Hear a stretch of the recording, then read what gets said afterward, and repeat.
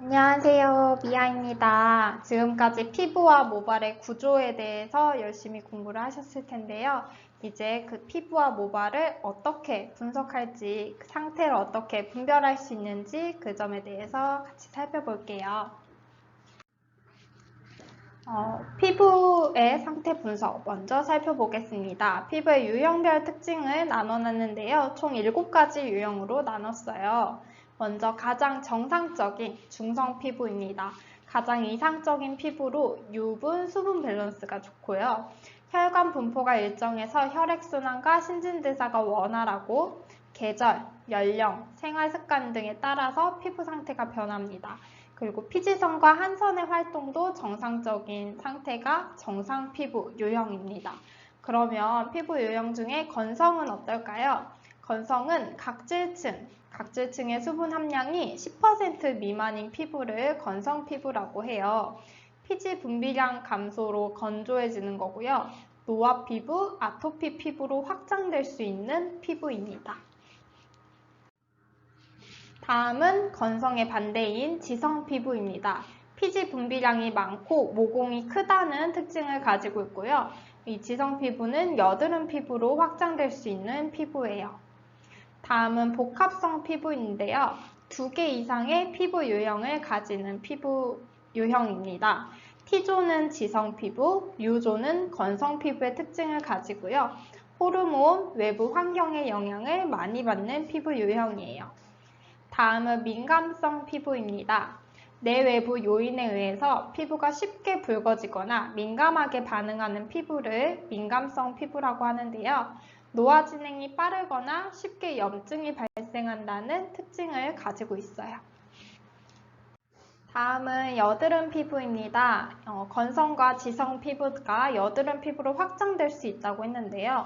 여드름 피부는 모낭 내에 과잉 분비된 피지로 인해서 염증 반응이 나타난 피부를 여드름 피부라고 합니다.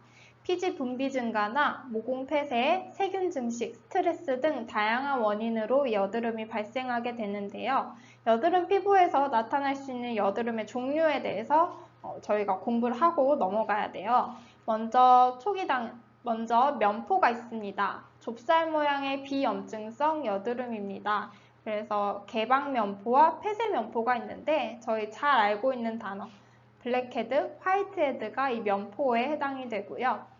다음은 구진입니다. 구진은 피지가 세균 감염으로 팽창돼서 모낭벽이 파손된 상태의 여드름입니다. 다음은 농포인데요. 노란색 고름이 발생한 염증성 여드름입니다. 그 다음 농포가 발전한 게 결절이에요. 농포가 발전해서 단단한 덩어리가 피부 안에서 딱딱해진 상태의 여드름입니다. 종종 아마 보신 분들도 있을 텐데 농포 단계에서 고름이 이렇게 차 있는데 짜지 않고 놔두면 얘가 딱딱하게 굳어있는 상태가 된 거를 보신 분들도 있을 거예요. 그래서 그런 걸 결절이라고 하고요. 다음 낭종은 화농 상태가 가장 심각한 단계로 모낭벽이 완전히 파괴된 상태의 여드름을 낭종이라고 합니다. 5가지 종류 꼭 외워주고 넘어가세요. 다음은 색소 침착 피부입니다. 멜라닌이 비정상적으로 과잉 생성되면서 과색소 침착이 일어난 피부이고요. 자외선, 스트레스, 여성 호르몬, 내장장애 등의 원인으로 이 색소 침착 피부가 발생하게 됩니다. 여기서 공부하셔야 될 건 자외선의 종류입니다. 먼저 UVA, UVB, UVC 이렇게 나뉘게 되는데요. UVA는 320에서 400 나노미터로 장파장으로서 광노화의 원인이 되고요. UVB는 290에서 320 중파장으로 일광화상, 홍반의 원인이 됩니다. 그리고 UVC는 200에서 290 나노미터로 단파장으로 피부암의 원인, 그리고 살균 소독작용을 하는 UV입니다.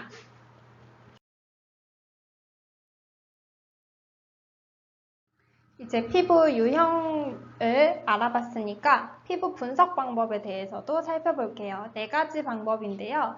먼저 문진법입니다. 설문이나 대면 질문을 통해서 피부 상태를 분석하게 되고요. 식사, 생활 습관, 수면 정도, 과로 상태, 성격, 생활 환경, 그리고 피부 관리법 등에 대해서 질문을 하고 그에 따라서 피부 상태를 분석하게 됩니다. 다음은 견진법인데요. 육안을 통해 피부 상태를 분석합니다. 피부의 결, 각질, 그리고 모공 크기나 색소 침착, 안색, 주름 등의 상태를 관찰해서 피부 상태를 분석하는 방법이 견진법이고요. 다음은 촉진법이에요. 촉진법은 손으로 누르거나 만져서 피부 상태를 분석하는데요. 각질 상태나 피지 분비량, 수분량, 탄력 정도, 그리고 피부 두께 등의 상태를 관찰해서 분석을 하는 게 촉진법입니다. 그리고 기기를 이용해서 판독하는 법도 있어요. 다음 나오는 기기들을 통해서 피부 상태를 분석하는데요. 유수분 측정기, 우드램프, pH 측정기, 확대경, 피부 분석기와 같은 기기들로 피부 상태를 분석합니다. 이 경우에는 세안을 하고 일정 시간이 지난 후에 측정을 해서 피부 상태를 판독하게 됩니다. 이제 피부 측정 방법에 대해서 살펴볼 거예요. 8가지가 나뉘는데요. 먼저 수분입니다. 피부의 수분량은 전기전도도로 피부 각질층의 수분량을 측정하게 되는데요. 피부 수분 증발량인 경피수분 손실량을 측정해서 건조한 피부나 손상된 피부는 정상인에 비해서 높은 값이 나오면 건조한 피부, 손상된 피부라고 할 수 있겠습니다. 다음은 pH인데요. 피부의 산성도를 측정하는 거고요. 유분은 카트리지 필름에 피부를 밀착시킨 후에 유분량을 측정합니다. 다음은 표면인데요. 피부 표면을 확대 촬영하거나 확대경을 통해서 피부의 잔주름, 굵은 주름, 그리고 각질, 모공 크기, 색소 침착 등을 측정하게 됩니다. 그리고 피부색도 측정을 하는데요. 피부 색소 측정기와 UV광을 이용해서 피부 색소 침착 정도를 측정을 하고요. 탄력 측정기를 이용해서 음압을 가했다가 피부가 원래 상태로 회복되는 정도를 측정해서 탄력을 측정하게 됩니다.